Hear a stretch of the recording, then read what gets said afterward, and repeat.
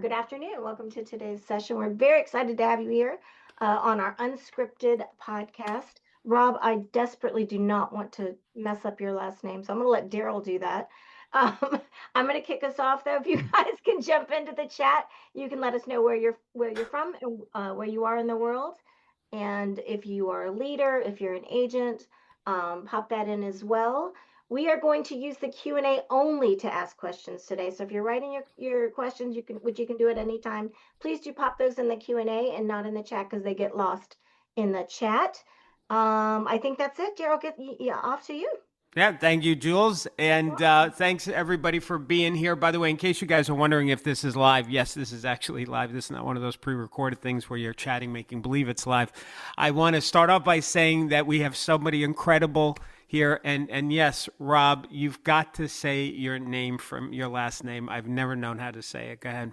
Lyszczarz. Now, I've Americanized it. It's not, anybody of Polish heritage would correct me, but I've always been known as Lyszczarz.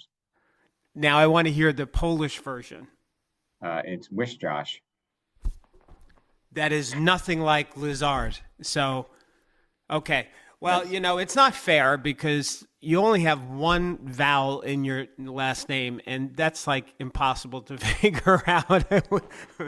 We did as much research as we could, and we gave up. All right. Yep. So, Rob, I thank you so much. I want to give some background for people so they understand why I asked you for us to do this interview.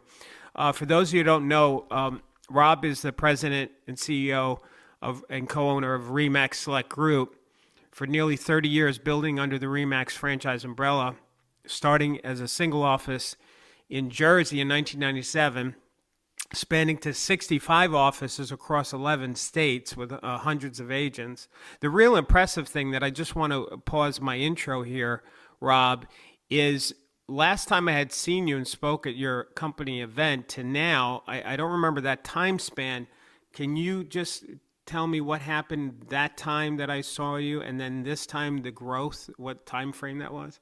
Yeah, so I think probably it was 2017, 18, 19, that definitely before the pandemic.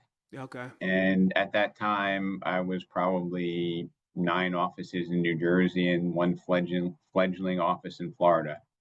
So we had 10 offices with, probably 300 or so agents. So in that short period of time, you went from 10 to 65 offices in 11 states. Gang, that is just incredible. I don't care if it was 2019, 18, or 17. That's still incredible growth. Julie, did we find out from Gail when I spoke there? Because I wanted to nail that down. And when you get that, just let me know. To continue your intro, Real Trends verified as one of the top brokers, ranked 96 in the U.S. in size. Proud member of the RE/MAX Hall of Fame, expanded into mortgage services through Motto Mortgage. You've got also have the Inn on Magic Mountain, which is a whole other story. So just incredible. So I'm so glad that you're here because, this is the first time I'm going to say this for people. This is the first, we've been interviewing brokers that are family owned, independent. This is my first interview with a franchise broker.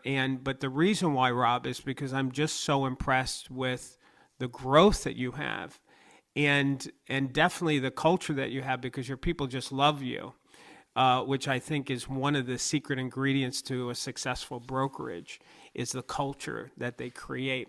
But let me start off with the first question, and that is, so you started in 97, nearly 30 years ago. What were you doing before that, and what made you say, "Hey, I'm going to go into building a brokerage, instead of my own brokerage, that you did it under the RE/MAX flag"?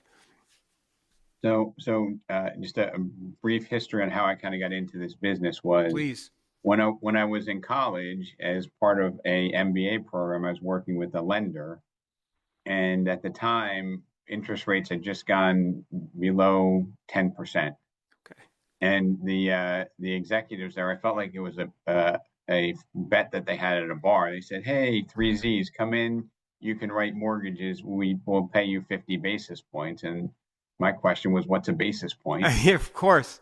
And when I realized that, on a $60,000 mortgage at the time, I could make $300, I'm like, sign me up. Right. So, so as a college student, that was a really good income. I actually made six figures in like 7 months in Wow. college doing Wow. mortgages. And the negative to that was, Darryl, it was hard for me to get a real job when I had a income expectation outside of what the market would pay for an educated MBA student in 1991.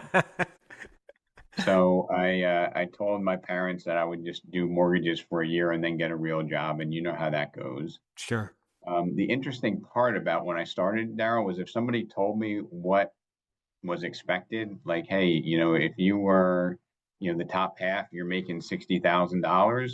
I didn't know that I was doing so well, and I think that was part of the magic, right? If somebody would have told me, I would have been like, oh wow, maybe I would have had like like my mind would have put me back because I'm doing more than I was expected. Exactly. You start sabotaging yourself to be right about what everybody is saying. Yeah.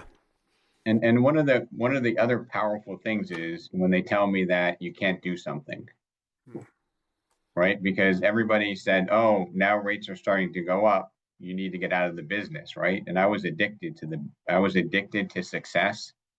So I figured I would have to find a way to continue to grow. And that's what I think great people do. So I went from completely doing refinances, from answering the phone at the bank, to building relationships with agents. And again, I didn't know the protocol. Nobody gave me the memo. So I always looked at it as, why would an agent give me business just because I'm me? I need to help them. I need to be part of the business generation. And this was pre-Zillow. So this was, really grinding it out, finding ways to grow business together. And, we did old fashioned things like, well, I started out by knowing my craft, right? So I didn't need to call an underwriter. I didn't need to, hey, Darryl, let me get back to you tomorrow and see if I could do that, right? You gave me a situation, I can give you an answer because I knew the rules of the game. That was very critical. And then the second piece is I felt like I wasn't entitled to business, that I had to help be part of it, right? And my competition in the industry was, taking them to lunch and what I would call, I don't know if this is even a word, schmoozing the real estate industry. It's definitely Right. a Long Island word. We use that all the time. Okay. So they were schmoozing the agents and making them feel good and taking them to lunch. And I was sitting at my desk solving problems and figuring out how I can create more business. So Sunday nights and Mondays, I was taking their open house sheets that they didn't follow up on, calling them and giving them one or two leads, right? And I also had a different process. I was excited about what I did. I was new in the business. I was like, hey, Darryl, congratulations, looking for homes. How can I help? And it was authentic and it resonated. And like attracts like, right? So I naturally attracted people who had the same mindset as me. And the first agent that I started to work with was new in the business, second career, Joan Eisenberg. And within a year, she was the top agent at Remax in the entire state. And I was like, boy, I'm lucky, but I think you make your own luck in this business, right? And then, fast forward, I don't know, that would have been 3 years later, 3 short years later, I'm 26, 27. I wound up buying the office, the largest Remax in New Jersey. Wow. And that's how I kind of got started. But it was by, not looking at it and saying, hey, I do a good job, give me your leads. It was like, I'm part of the process. I can help you be more successful. Let's just pause there for a minute. So first of all, thanks for sharing that. There were so many great nuggets, and I just love, Julie, my president, she's also an incredible writer. So she always captures these little sayings that our hosts say, and she puts it in the chat. And there were so many nuggets in what you just gave within the story. But I want to just pause where you said when you bought the company. So how did you do that from a financial standpoint? Did you Did you save a lot of money because of the success you were having with doing the mortgages? Did you get creative and talk to somebody else? How do I do this? I mean, you were in your 20s. Did you get financing? Like, how did you structure such a big deal like that? So at the time, I was making in the 90s, I was making in the $300,000 range for 3 or 4 years, and Damn. basically that was the price of the office. So it was like 1 year of my pay. I couldn't believe it. 1 year of like I'm just like I consider myself to be kind of a rookie in the business, and I could write a check and buy the biggest Remax in New Jersey. So that's how I got into it, and I didn't know anything about running a Remax or the business. And for better or worse, I was the business side to it, and I rode that from 97 all the way up to like 2006, 2007, and we know what happened then. Yes. Yeah. Awesome. That's so great. That is so great. Okay, good. So, boy, that's exciting. Okay, so let me go back to my questions here because let's look at the early days of blah blah blah. That was good. So, yeah, this is something I'm really curious about, which I started talking about.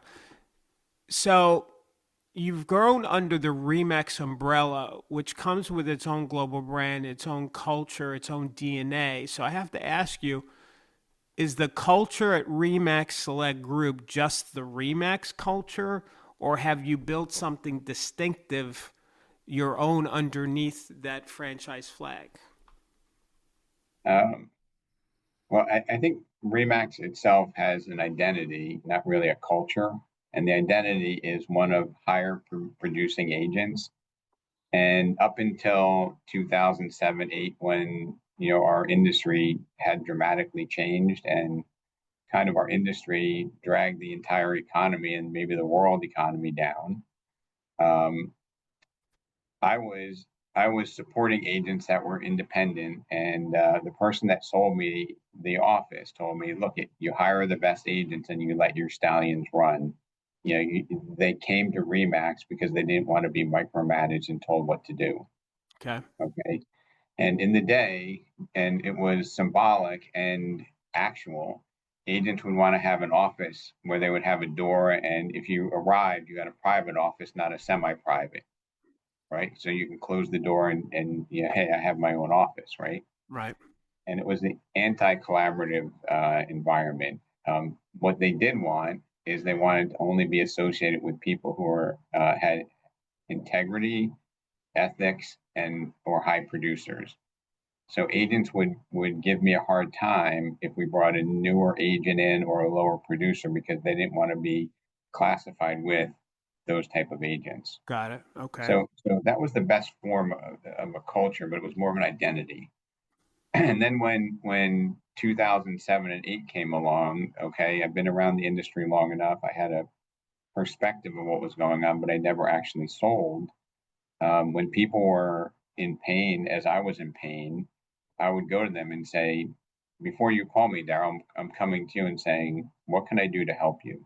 Hmm. Right? Because I helped 15 of your peers, and helping could either be me being that emotional and that person that keeps you motivated and keeps you disciplined to do what you're already good at doing, or helping you could be helping you realize that you've given up and let me help you move the stuff out into your car. Mm-hmm. It was one of those two things. Okay. Because I felt it was irresponsible to wait for people to call me and say, "Hey, I'm going to be leaving." Like I ought to know that, right? And at that time, they weren't leaving to go to another brand; they were leaving to go work at Home Depot because they were desperate. Mm. Fascinating. Okay. All right. now, Go ahead. now, at the time, it was absolutely horrible. It was very painful. Um, I kind of wouldn't wish it on anybody, but looking back on it years later, it defines who you are, and it helps me have perspective that with the changes going on right now, the reason I'm able to grow is because I'm like, this is nothing, right? I'm going to be worried about 6 to 9 months out, not Mm-hmm. 6 to 9 weeks out, right? Because Mm-hmm. that's what real professionals are looking at, right? I'm not worried about next month and the following month. That fate is already sealed. I'm looking at the spring of next year, right? That's what you need to be doing in this business. And I think I'm getting my team to do the same, have that same insight, that same intuition.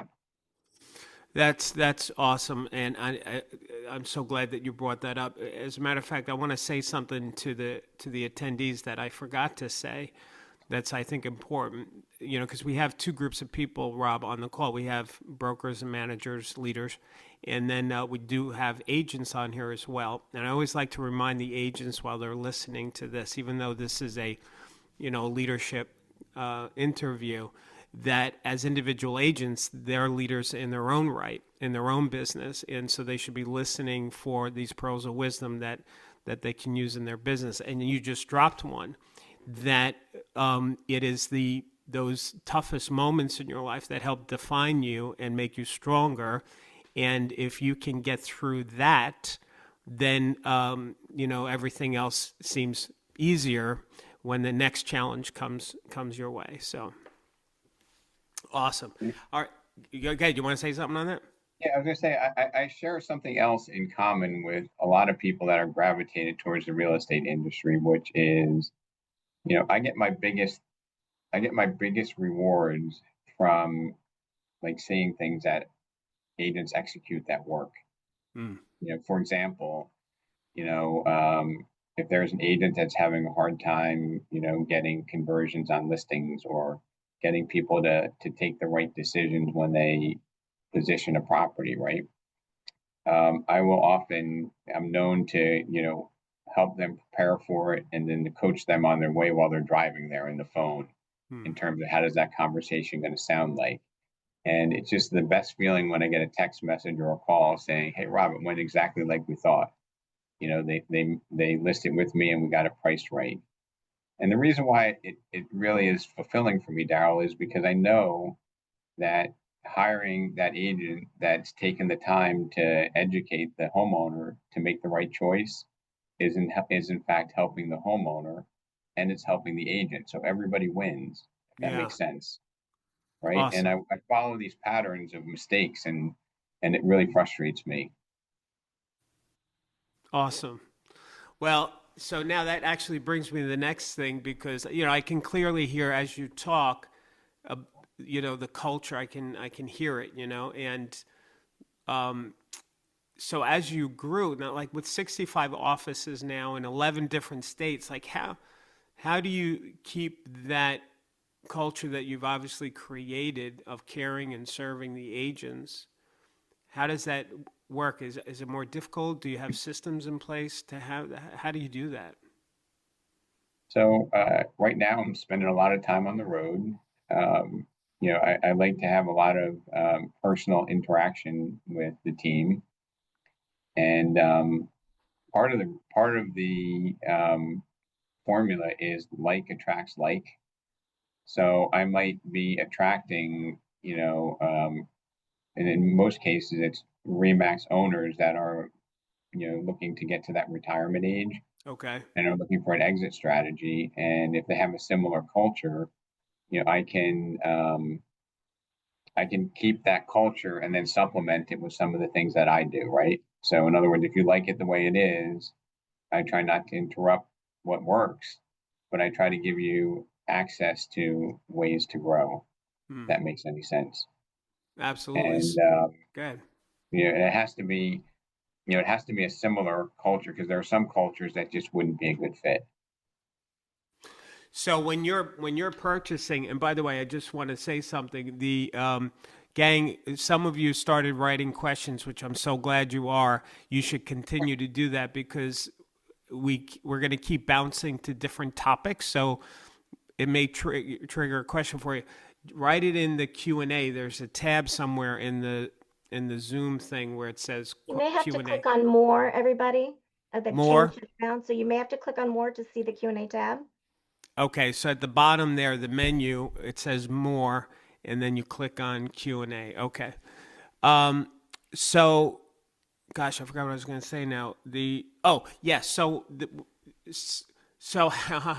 So so when you're growing, you're also attracting or looking at what that current culture is, and if it kind of comes close to where you're at, then it's easier purchase as opposed to something that's totally not how you are, and you would pass on that. Is that what I'm hearing?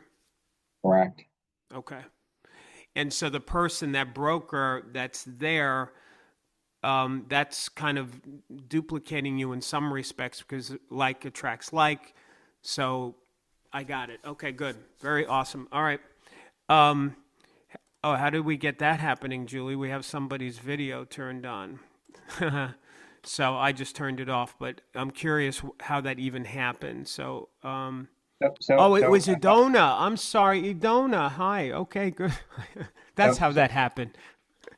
So Darryl, I want to kind of give you a parallel to what's going on in my life, and I have a agent in my office, and he's an icon by the name of Gary Singer, and I think he probably sold 2 offices, and at the time he went to join me, I was very honored to have him on board, and he's been doing this so long. I think he's over 50 years in the business. I'm like, Okay. so Gary, you're still so successful after 50 years. Why? And he's like, I still get the same thrill when I get that listing, and it makes me feel, I think it makes him feel younger.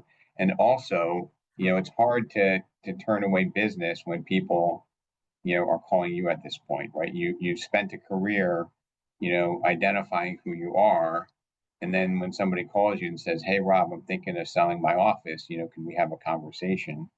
And if it's a brand that I respect, that's why I think you might have asked me at the event, like, how big do you expect to grow?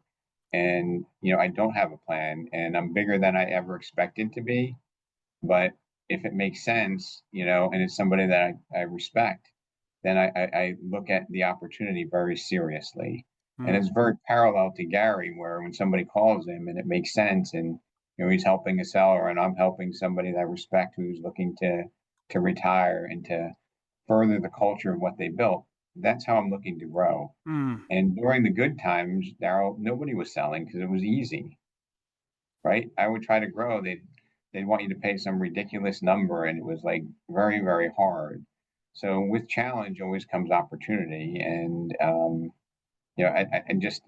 I enjoy both sides of the market. I enjoy it when it's great, and I also enjoy it when it's challenging because I think people need us more. People need you more now than when it's good, Darryl. That's true. That's true. Wow. Very awesome. Well, keep going there. I think you're dropping these awesome pearls of wisdom. Go. So here's something I think that's relevant to the audience because I'm married for 12 years. I go to events, and my wife would be, wait, you've been to this event 12 times, like almost like thinking like, are you a slow learner? Why do you need to keep going, right? and I'm a lifelong learner, right? And even if the content doesn't change, I heard a podcast where somebody's wife gave them the exact same question, and it made him ponder, right? And why does he keep going to one of the coaching events, right? Every year he goes to the annual event. And he had this answer, which I thought was really profound, right? And he said to his wife, you know what? The content's basically the same, but the first time I went there, I was the team member on somebody's team. Then 4 years later, I was an independent agent. Then 3 years after that, I had an ISA and a transaction coordinator. Now I have a team of 4 people. So, wife, I've changed, and the material has different relevance and different application to me when I'm a different person. And I thought that was really profound. I do know that the content does change, but in many cases the principles are the same, but you interpret it differently if you're at a different point in your life and your career. Have you ever thought about that? Because it really no, that's that. You know what? I've always said that what you just shared is much more powerful and profound. I've always said that it's like when you go to a movie the second or third time, you see things maybe you didn't see the first and second time, which that's still true. But this is much more profound and accurate, that you pick up what you need at the moment and where you are in your life at that point. So the same material can serve different purposes based on the listening that you are, which is So for those spouses of people in the business, your spouse might not be slow. They're just, getting to that mastery point, and they're also picking up different things at different points of their career. that's awesome. That's very awesome. Okay. All right, let's see. So back in 2019, you made headlines when you walked away from Realtor.com leads. And what was behind that decision at that time? So when I was buying leads, and I think things kind of happen for reasons.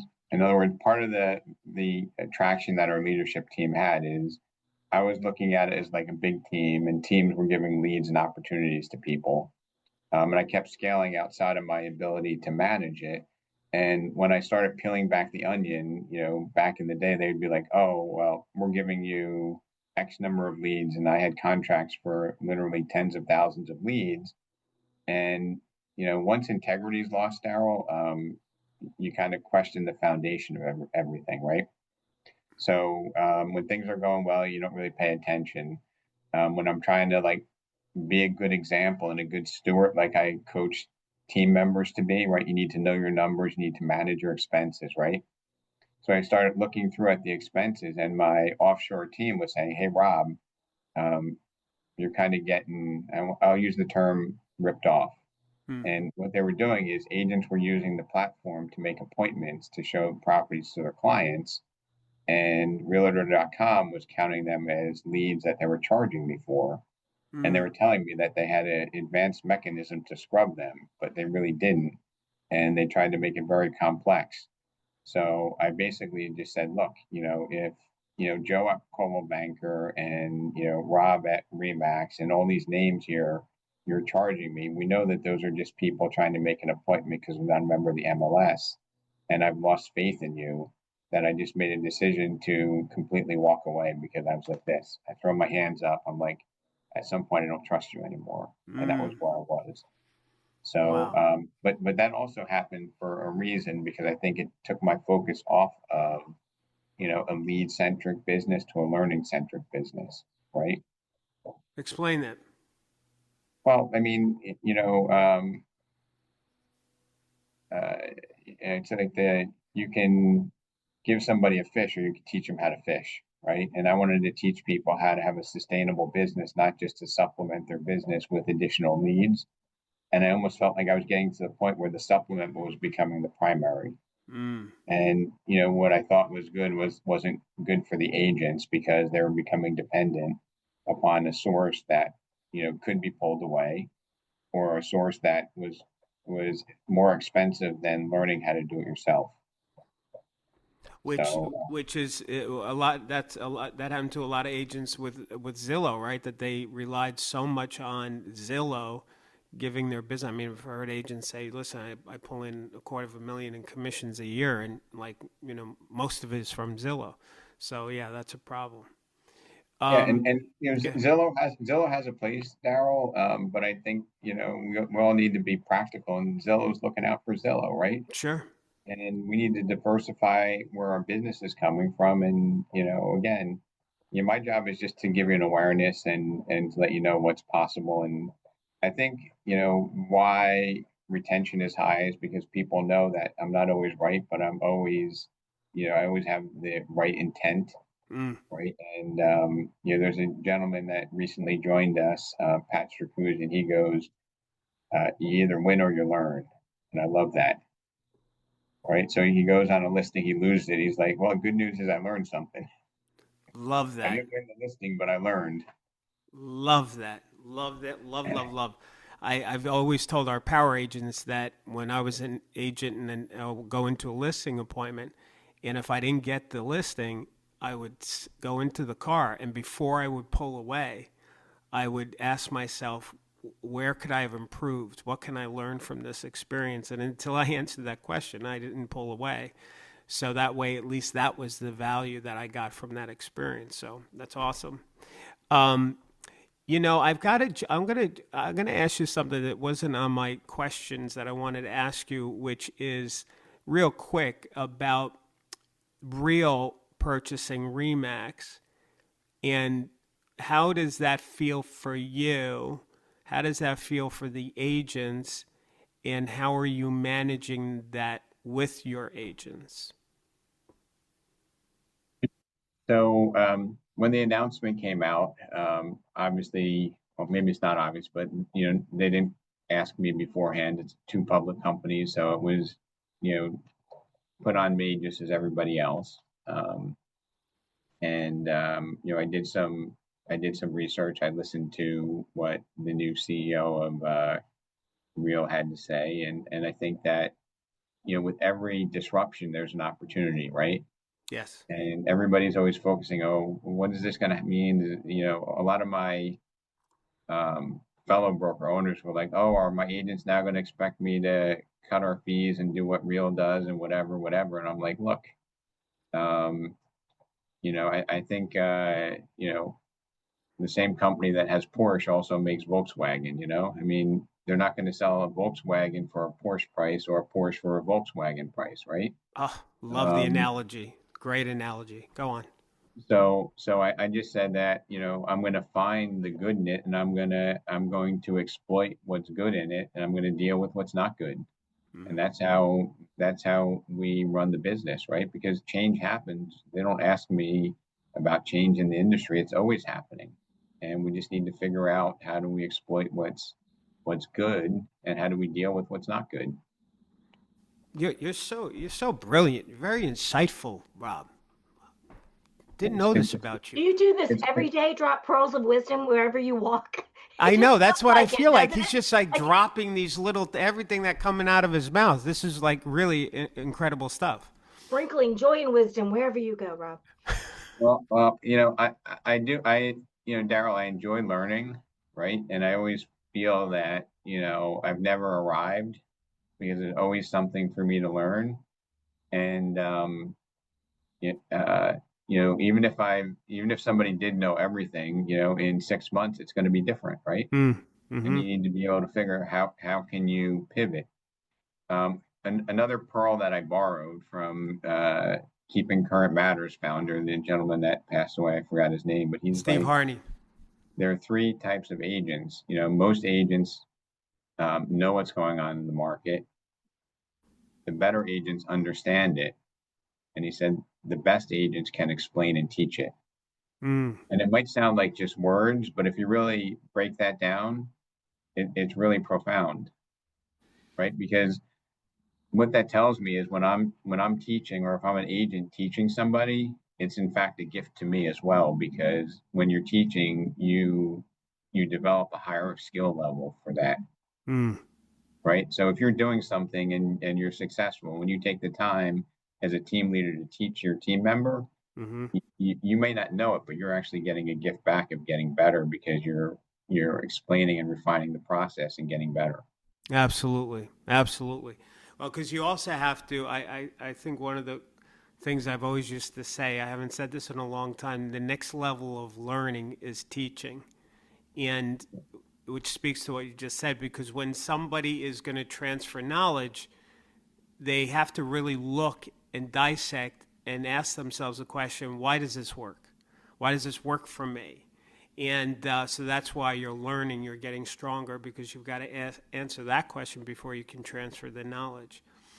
I along the same vein of this, of you looking at the positive, like seeing that there's always an upside to every challenge and exploiting that. Let's talk about for a minute the pandemic, or more so the NAR lawsuit, and now private listings being spearheaded by none other than Compass, and now they're talking about a national MLS, which I think would actually destroy how we know it now. At least that's my opinion. So how do you, as a broker owner of 65 offices dealt with those challenges with your agents? Because most of the time agents panic when there's these major disruptions like we've seen and are currently going through. So, I have some of my own beliefs, and sometimes I reserve the right to change them as things change. But right now, I'm a pretty open market individual and believe that if somebody makes a sale of a property without exposing it to the market, they may have left money on the table. And no matter how many years of experience we have in the business, we've always found outliers that surprise us. Like, wow, that one got 100,000 more than I thought. There was no justification for it, but the market just bid it up. And inevitably that happens, right? Mm-hmm. And when you don't expose it to the market, I think it only benefits, the agency and the agent, in my opinion. I agree. And I do reserve the right to pivot from that statement, but I just right now I believe like I want to do everything I can to help the client and have my agents be able to help the clients so that the clients will then come back to us. And here's another like little nugget. Okay. I was doing a sales meeting in our Tinton Falls office, and I was trying to share with people some of my experiences to get them to understand the mindset that I had. And I didn't have, in my career as a lender, I didn't have like hundreds of clients and referral sources. Probably had 10, but those 10 were just amazing. Right? And they're easier to manage, high yielding. And I actually had a client of mine, and I was talking about this client. This gentleman's name was Alan, and Alan was one of these people that was a raving fan. And I told the example of one time I get a call from Alan when you remember when cell phone calls were like $1 a minute. Yeah. Okay, that's when I was in the lending business, and I get a call from Alan on my cell. He's like, Rob, I have somebody that needs to talk to you about a mortgage. I'm like, well, who is it? And he goes, ma'am, what's your name? Sharon. Oh, her name is Sharon. And he hands me the phone. So I start talking to this lady, and she's buying a house, whatever. And it turned out to be I think I did the loan for her. But afterwards, I said, Alan, how did you know this woman? He's like, well, I was in ShopRite. She was talking to her mother about buying a house. And I said, I have the perfect lender for you. He took his phone at $1 a minute, said, here, you need to talk to this guy. Awesome. Right. So after that, I go and I hit up Alan on LinkedIn. I said, it's been a while, probably 20 years since I wasn't in the lending business. He called me back and he did 4 real estate transactions. Really? Yes, he did 4 real estate transactions. And then the story even gets better because the agent who listed his house for $1.4 million in Marlboro, then she called me one day. She's like, Rob, Alan's all ready to go. It's 2 days before closing. He asked me to come to the house. Like, it's like unconventional. I'm like, he's a good person. Go there, right? Right. So she goes there, and Alan says, I want to introduce you to 2 people. And he walks her over to 2 of the neighbors' houses who were expecting him and the agent. And he just goes, this is your listing agent when you sell, because they were all in the neighborhood for a while. So that was 2 $1.4 to $1.6 million listings. So he didn't, give her their number. He didn't, tell them to call her. He physically walked them up there and he said, this is your agent. Here's what gets even better. So I called him and I'm like, Alan, that was super nice. I'm so impressed that you did that, or my agent really appreciates it. And he said to me, that's nice, but I didn't do it for your agent. He said, I did it for my friends of 14 years because I didn't want them to get a bad agent. To me, that was an aha moment to me, right? Because I thought, because she did a great job, he was rewarding her. But in reality, he was telling his friends, this is the person that you have to work with. Wow. Think about that, right? That's awesome. That's awesome. All right. So listen, here's what we're going to do at this point. Because I would love to monopolize, Rob. But I want to turn this over to the people who are the attendees. So one of the things that is an opportunity for everybody is for you guys to ask Rob a question. And how we do this is if you look somewhere in the menu, you should find something that's called Q&A. And some of you have written your Q&A, I think, in the chat. So if you can move it over into that section and just whatever you want to ask Rob, there's no wrong answers wrong questions or bad questions. And we'll just take a moment to do that. I see just one for right now, but and we'll just go back to our conversation if that's the case. But Julie, do you want to start with Larry? Sure, I'd love to. And think of this as you've got Yoda here, ready to answer all the pearls of wisdom. So take advantage of that. Well, you know what, Julie, thanks for saying that. Let me actually say it differently. Gang, whether you're a broker, leader, or an agent, you've got somebody here that built 65 offices in an incredible light speed, short time frame. So everybody on this call should, if nothing else, make up a question, because this is obviously somebody who's talented and insightful, and you've got to generate something that might be useful for yourself. So thanks for that, Julie. All right, go ahead, Jules. Larry says, how do you perceive AI affecting real estate going forward for sellers, buyers, and the realtors? So I think AI is going to create more separation in the industry from those who adopt it, but I don't think AI is going to be the process. Okay, and I do think consumers are, asking. I see some of the questions that we get as professionals are being kind of coached or generated by AI. What do I ask my agent? What do I do here? So we basically need to be a little bit more skilled. We need to lean into it, not react to it, and it's going to help us create separation from those who embrace AI versus those who resist it. I don't know, what's your thoughts on that, Darryl? I don't see AI, doing sales. No, as a matter of fact, I just read. It's a great question, and thanks for asking me, because I stumbled across several studies. There was actually one, and then I went down this rabbit hole, as I usually do, and found a couple more studies on this very question, and not from a real estate standpoint, but anyway, I'll just give you the punchline. The bottom line is that AI is actually making people crave more human interaction. And the reason why is because people still inherently don't trust AI, because we all recognize that it hallucinates.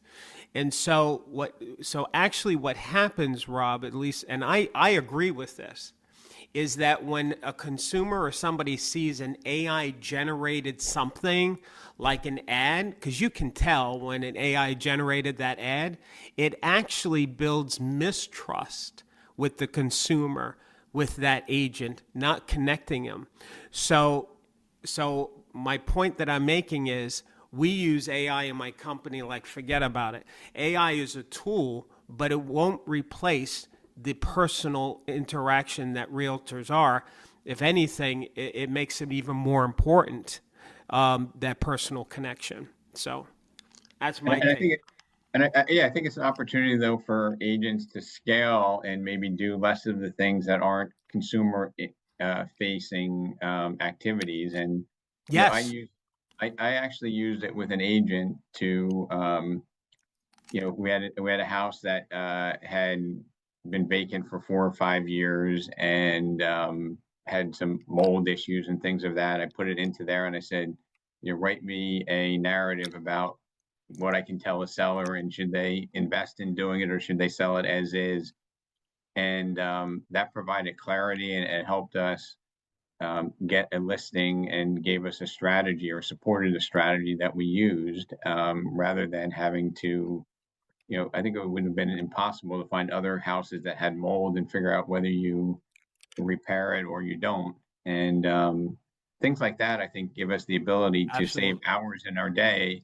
And then if we don't replace that time with, providing more value to our customers, shame on us. Oh, that was good. I've just got to echo what you just said, is that one of my houses that I closed on, my investment properties, it had this urine thing, dog in the basement. It was so bad. Long story short, we called what is it? Not home. Is it home serve? The guys that come in, Serve Pro. They come in and they mitigate the whole thing, and we got a quote of $22,000. I was like, hey, that's $22,000. So I went to AI. I said, how the heck do I get this out of the basement? So, and they gave it to me. They said, all right, write it in Spanish. And then I gave it to my guy, Julio. And Julio, bada bing, took care of it for pennies on the dollar. So there's another example. Yep.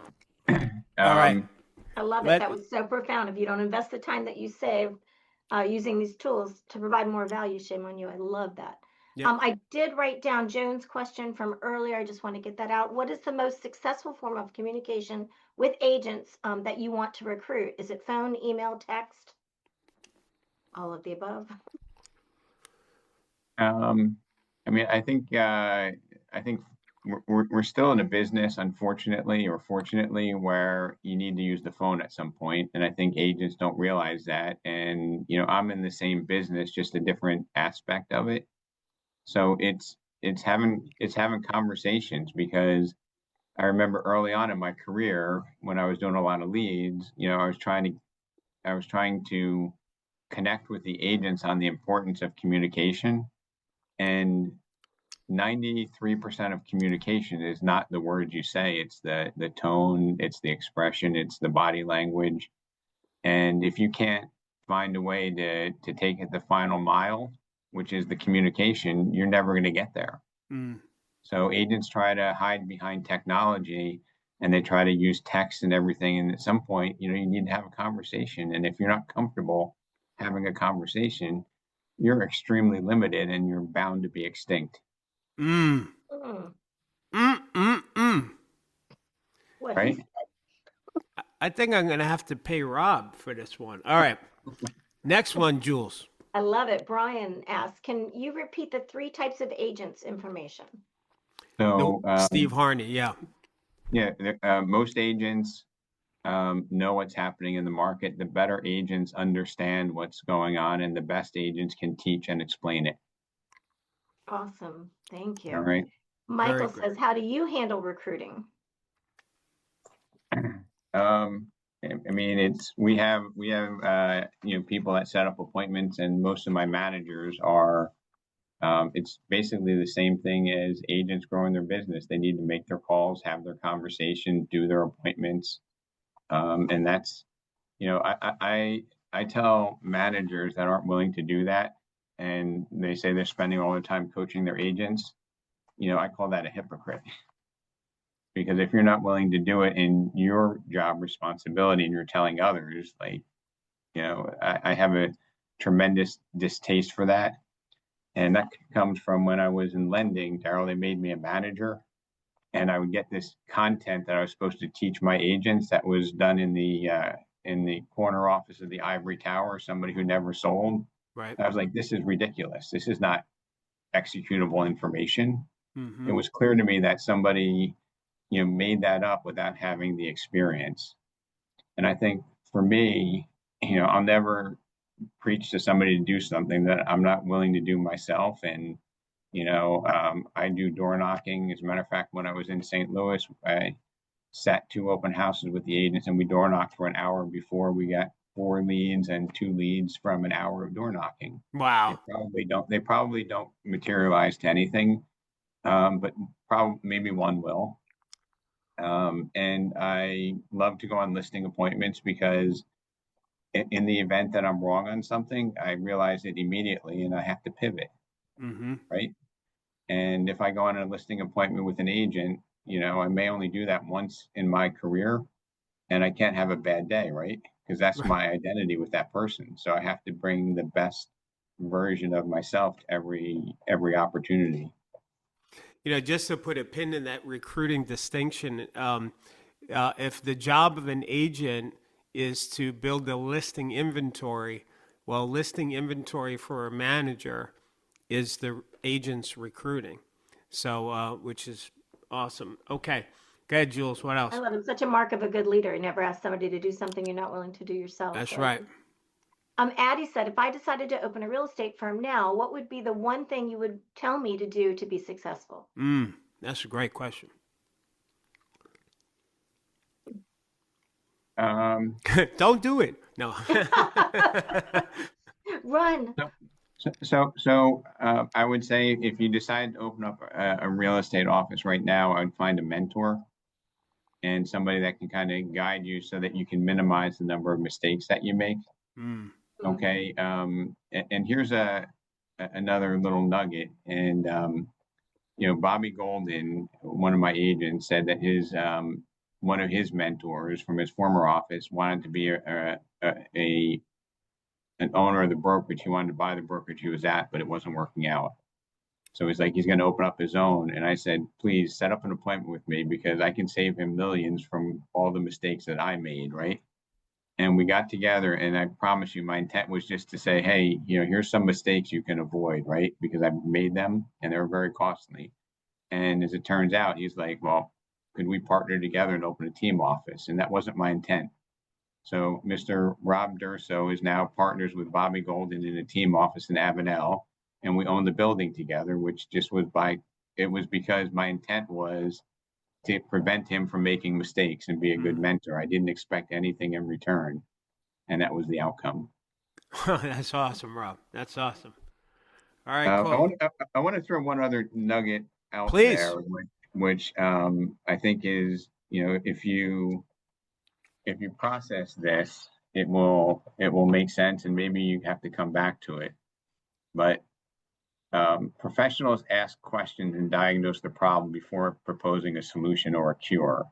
In other words, we're not order takers. We need to ask better questions even before we onboard clients, listings, and buyers. And it's important to know that in any interaction, the person asking the question is the person in charge. And do you know what MMFI is, Darryl? No. Make me feel important. And when you ask people questions, they feel more important because they're talking, right? And it gives you information that you can take, and you can use your expertise to provide solutions for that. Right? Love that. Agents have been taught in our industry, probably by people that aren't doing sales, to do a listing presentation. And I resent that phrase. I mean, I'll accept listing appointment or listing conversation. Well, that's my thing, listing conversation all the way. Yep. Right. And when you're presenting, all they're doing is objecting to your presentation, right? And if you ask a better question, you can get the outcome. Looks like we have about 6 minutes left. What do you think one of the biggest mistakes sellers make, besides not picking the right agent, is? You're asking me doing it on their own. Or if they're listing it, do you think it's doing a good video or pricing it wrong? Or is it like, what's one of the biggest mistakes? Not trusting their agent to drive the bus. Right. So if you overprice a property, right? Because you have a belief that asking price is correlated to sales price, right? If I ask more, I get more. Right. And that's a false narrative. Yep. But it's a logical one. So you have to ask better questions to get them to make it their idea to price it correctly, right? Right. Because I've been on listing appointments where they look at me with the puppy eyes. Darryl, can we just try it at 50,000 more for 2 weeks? Right? And it's tempting to say yes, right? But I never do. Because I just followed up with a question. Right. And I say, Darryl, if we list your $600,000 house at 650 and it doesn't sell, and as a matter of fact, I say, if you pick the best agent and you list it at 650 with the best marketing and it doesn't sell, how long do you wait before you reposition it? Is that a fair question for a seller? Sure. And most of them say, 2 weeks, 3 weeks, the worst case is a month, right? And then I go, Darryl, you're on the market for 3 weeks. You lower the price to 625. And now on day 24, somebody comes and looks at your house. They spend a half an hour there. They leave. You see in the Ring doorbell camera that the agent says, so do you have any interest? We're going to discuss it tonight. We'll get back to you tomorrow, to the agent. What does that conversation sound like between the two buyers when they go home? I asked the homeowner. Yeah, I don't know. What would they say? What would the homeowner say? So homeowners normally say, well, they probably think that I'm desperate because I just cut the price, and they're probably going to try to lowball. Like the homeowner's telling me this, I got you. right? Yep. Because what agents try to do is they try to tell the homeowner that, and if I get them to tell me, because what Gotcha. they do, Darryl, they put their buyer's glasses on, right? And as a buyer, they see a listing that's been on 21 days, cut the price 25 grand. They smell blood in the water, right? Right. So instead of trying to convince them, I try to have them convince me that it's a bad idea, and that's a skill. And it's one of the major mistakes I see agents make in the business. I love that. I think you're trying to go for my job now. Right. So Daryl, real quick, I know we only have a few minutes. We do have a few more questions, but I know you have rapid fire questions that we like to get in there. No, that's all right. Let's stay. Those are fillers. Let's stick with. Rob, we have a few more questions from the agents, but are there pearls that you? I'm not pressed for 12, so if you want to go a little over, that's up to you, Rob. I can do overtime. Okay, we'll do overtime then. Jules, let's go to the questions then, because I All want to right. make sure Rob gets all of his points out. Yes, that's what was my concern too. So Cassie says, when you're meeting or looking at potential partners or service providers, how do you decide which ones are worth aligning with to support and grow your business? Good question. Service providers being like attorneys, vendor. vendors. Yes. Like a title company or mortgage, maybe? I would want people that complement the experience and not, not pay for my ad or pay for my Zillow. I wouldn't look for somebody that does that. I would look at somebody who makes the experience better.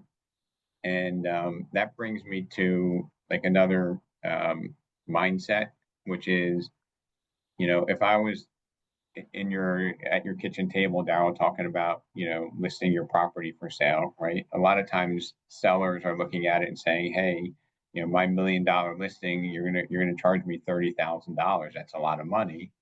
And I don't say it, but I think my body language says it, which is, hey, if all I ever do is sell your house and get 30,000, and you're not going out of your way to refer me like Alan Kazin did in the supermarket, that I would really rather even not do the transaction, right? Like that's the unspoken word is that you're going to get $60,000 worth of value for your investment, right? And if I say trust me, the last thing you do is trust me. So you really have to be careful about how you position yourself. But I do believe people feel the unspoken word and they understand that.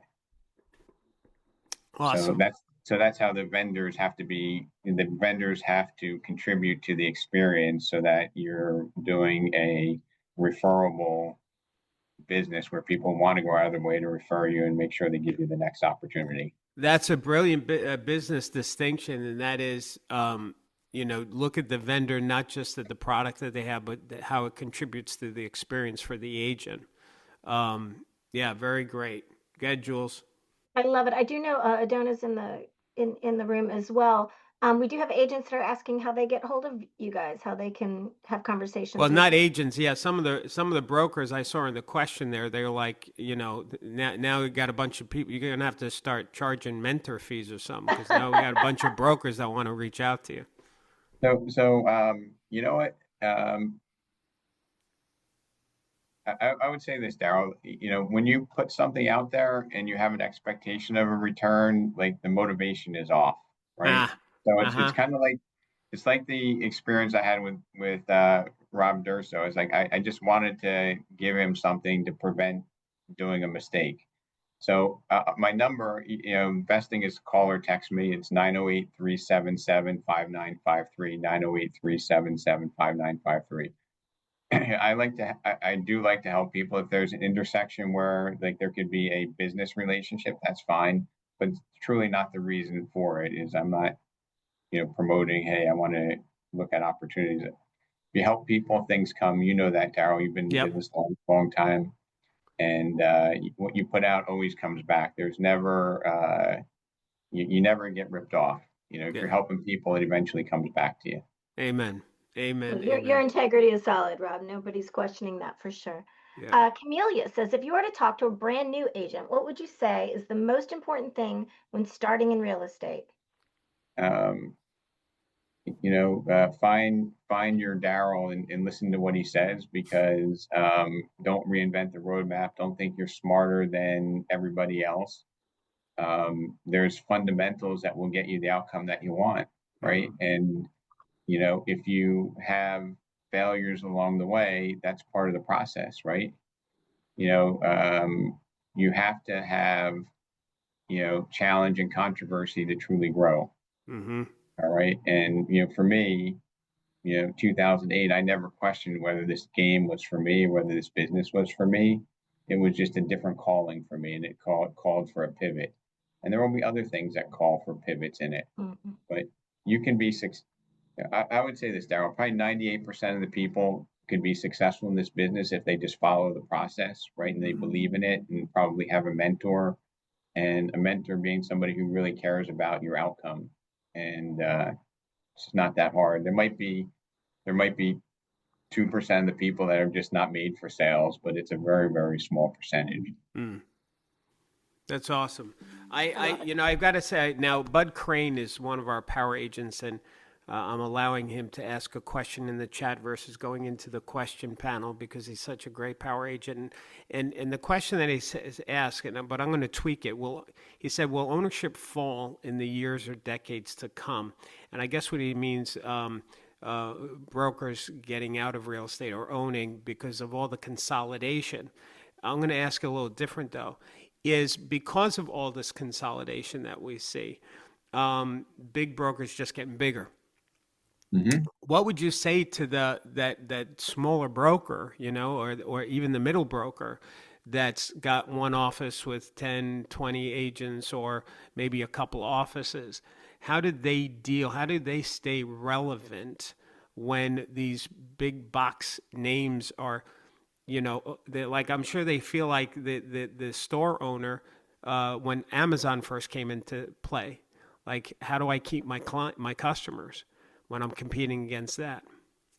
Well, I mean, I think you need to have clarity in what your value is, right? And, the big stores aren't made for everybody, right? Some people need an office, a boutique, an advocate for themselves, right? And you need to embrace who you are and not try to be who you're not, Mm, right? brilliant. And the best way to do that is to also maybe network with other people who are a similar size to you, whether it's in your market or in your brand, or somebody who can share with you so that you're not making the same mistakes. Mm. Just to highlight what you just said. There's a guy in my town, and he's a paint store. He's just a mom and pop store. They've been there for like 30 years, and they're not going anywhere. They still have a successful business, thriving, because he knows paint like fanatic. Like, it's just crazy how he's like a scientist when it comes to paint. So people actually look at him as the paint expert, and so people go to him versus going to Home Depot to buy their paint. Well, I can tell you, I'd pay more for that, because you go to Home Depot and you have somebody that doesn't know what they're doing, right? They're in the yard department before that.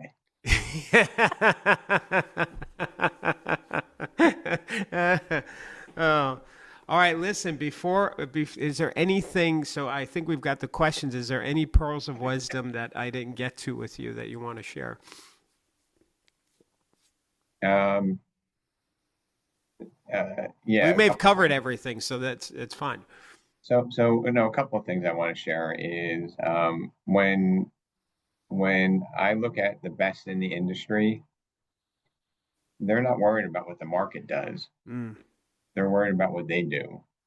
Okay. And it incredibly frustrates me when somebody says, well, I'm at 250, I hope to go to 300, 350 if the market cooperates. And for me, the market cooperating, I can tell you, I can't tell you how it's going to change, but I can tell you the market's going to change.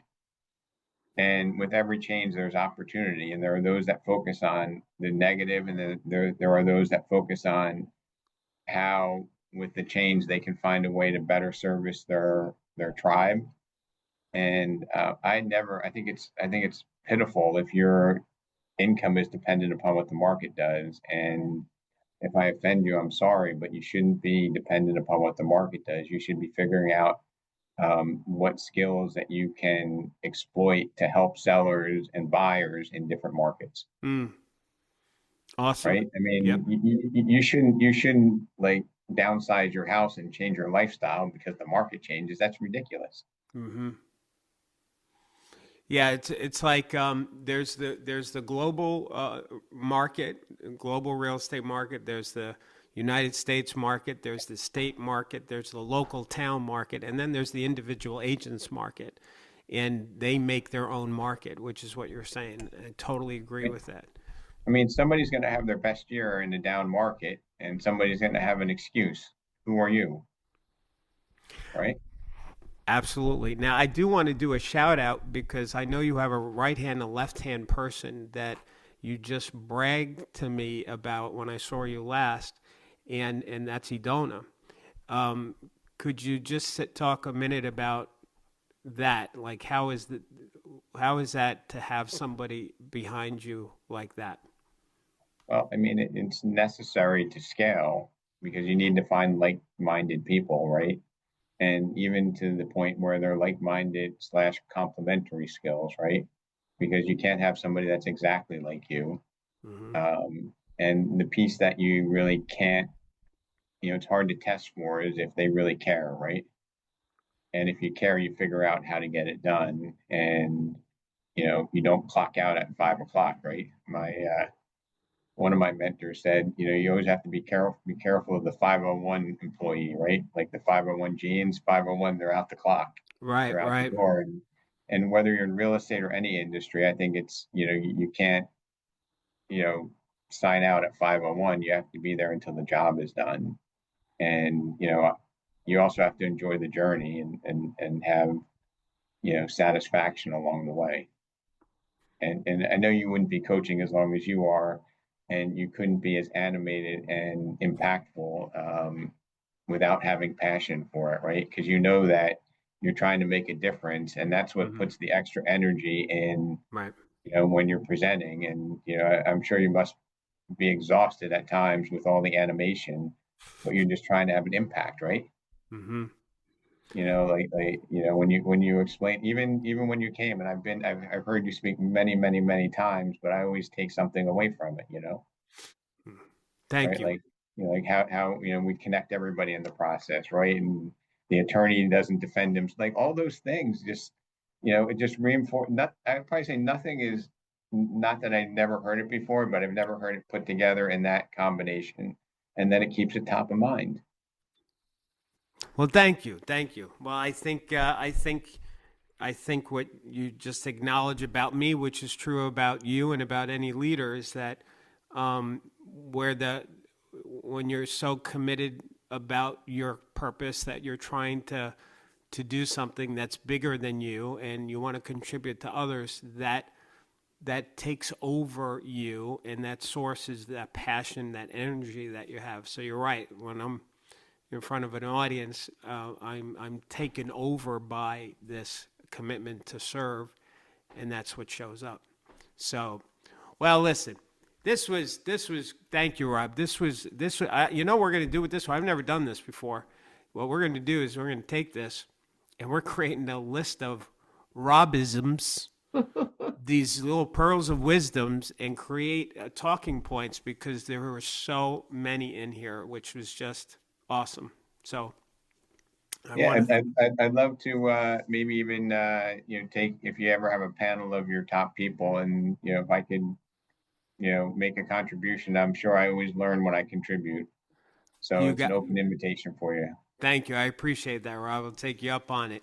All right, so gang, do me a favor before we actually go. Can you all in that little chat area there, where you can talk and stuff? Can you just give an expression to Rob? Yeah, because I didn't pay him for this. So if you can tell him, did you get anything out of this? Did you appreciate this? Because your comments will go to him.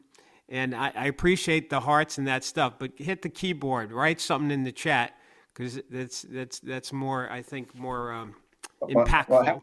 Darryl, how about this? Is there one thing that comes to mind that you can say that you're taking away? Because if somebody takes away one thing that they implement, that would be really powerful.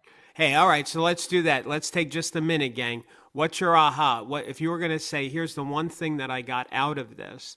What would you write in the chat right there? So what's the one thing that the nugget that you got? So write that in the chat. While you guys are doing that, I'm going to ask Rob some rapid fire questions.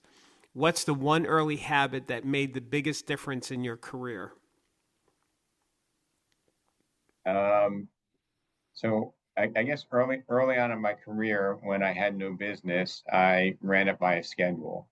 So I had it on, Sunday afternoons and Mondays, I would call everybody. On Tuesdays, I would follow up with everybody I spoke to in the process.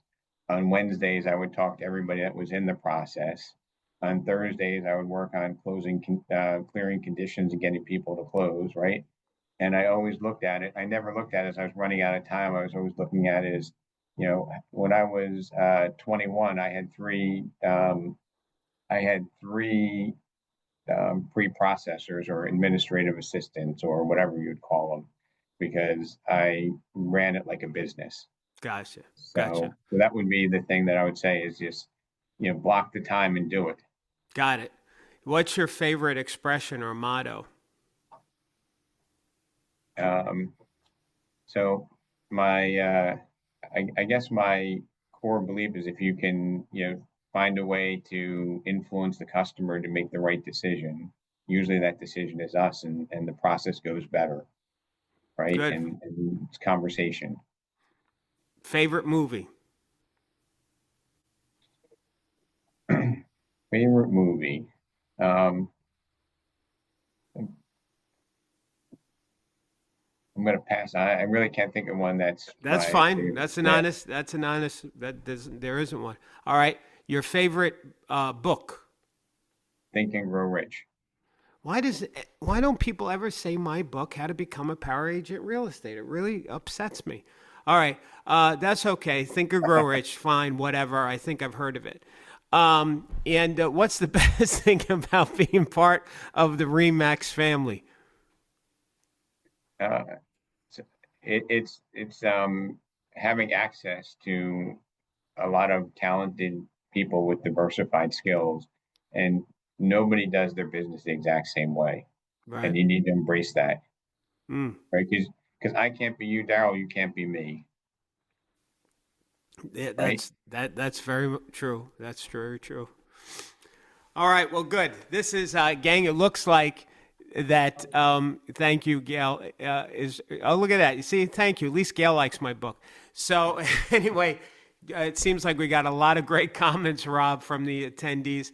I want to thank you guys for your participation and hanging in as much as you did. I also want to say to you, Rob, and Idona, but thank you for what you guys do. And but Rob, thank you very much for carving out this time and making a difference, because you did.